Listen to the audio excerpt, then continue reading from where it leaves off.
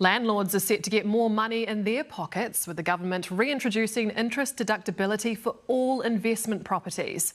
But experts warn the savings are unlikely to be passed on to tenants, and they say the new rules could put investors off buying new builds. Grace Thomas reports. Help is on the way for renters and landlords alike.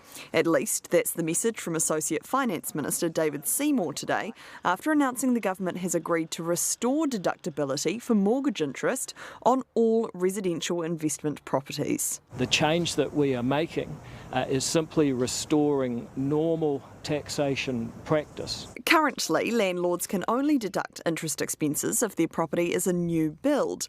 The move to all properties has been welcomed by investors. It's going to make a huge difference, and I think we're just really glad that we're going back to a principled approach to taxation. Landlords will be able to claim 80% of interest expenses from the 1st of April 2024 and 100% from the 1st of April 2025. But there's no provision to backdate interest deductibility from the 2023-2024 tax year, despite that being an ACTA Nationals coalition agreement. What we've done is we've reached a compromise, and I think that's the strength of our coalition. Kiwis should be pleased. There's another thing that's been ticked off. But the long-signalled reintroduction of interest deductibility has been controversial, and it's unclear how much of an impact it will have on rental prices.